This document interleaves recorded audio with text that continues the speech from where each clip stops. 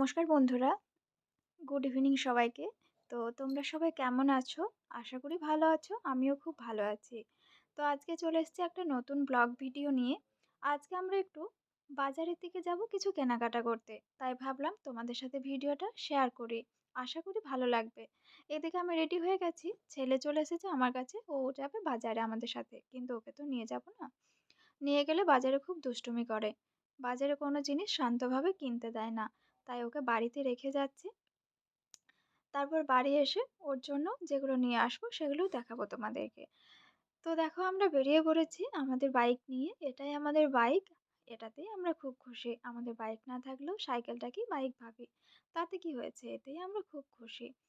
তো আমরা প্রায় বাজারের দিকে চলে এসেছি। তো বাজারের দিকে যেতে যেতে দেখলাম আজকে তো থার্সডে ছিল, তাই বাজারে আমাদের একটু হাট বসে এবারে।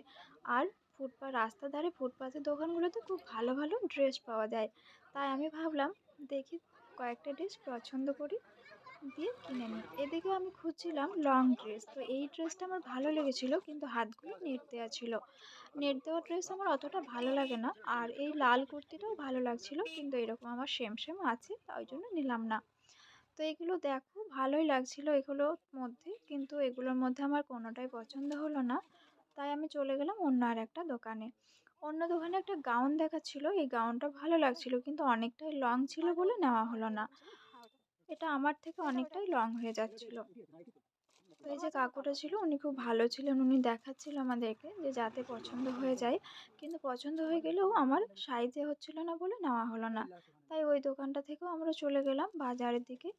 তো বাজারে আজকে অনেক রকমের ড্রেস পাওয়া যাচ্ছিল, কিন্তু এখানে আমি ভাবলাম ড্রেস আমার তো আছে অনেক রকম, তো শাড়ি কিনে নিই কয়েকটা। আর এই আজকের ডেটে শাড়িগুলো ভালো ভালো খুব কম দামের মধ্যে পাওয়া যায়। তো এদিকে শাড়ির দোকানে আমি দেখতে পেলাম যে একটা দোকানে শাড়ি বসেছে, ওখানে মাত্র 200 টাকা করে শাড়িগুলোর দাম। এখানেও শাড়িগুলো খুব ভালো লাগছিল, কিন্তু শাড়িগুলো সব সিল্কের ছিল। সিল্কের শাড়ি তো পরি না আমি, ওই জন্য শাড়িগুলো নেওয়া হলো না। নেবো নেবো করে কিছুই নেওয়া হলো না। এদিকে দেখছিলাম একটা কাকু পেয়ারা মাখা করছিল। পেয়ারা মাখা খেতে আমার খুব ভালো লাগে। তাই আমিও চলে এলাম পেয়ারা মাখা খেতে। তো এদিকে দেখো বসে পড়েছি পেয়ারা মাখা নিয়ে। পেয়ারা মাখাটা কিন্তু হেব্বি করেছিল কাকুটা। আবার আমাকে পরে জিজ্ঞাসা করছিল যে ভালো হয়েছে তো?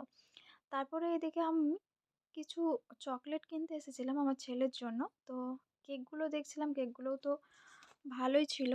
তো আমার ছেলের কিছুদিন পরে বার্থডে আছে, তাই ভাবছিলাম যে কোন কেকটা নেব। তাই এখানে দেখছিলাম যে কোন ধরনের কেকটা নিলে ভালো হয়। নিইনি যদিও, পরে এসে একদিন নিয়ে যাব আমার ছেলের বার্থডের আগের দিনে। তো বলো সবাই আজকের ভিডিওটা তোমাদের কেমন লাগলো? আশা করি ভালো লাগবে। ভালো লাগলে একটা লাইক করে দিও। আর চ্যানেলটাকে অবশ্যই ফলো করে দিও। এটা আমার নতুন ব্লগ ভিডিও চ্যানেল। তো চলে এসেছি এদিকে দেখো ফুচকা খেতে। বাজারে এসে ফুচকা না খেলে তো বাজার আসাটাই বেকার হয়ে যায়। তো কাকুকে বললাম 1 প্লেট পাপড়ি চাট বানিয়ে দিতে। পাপড়ি চাট বানানো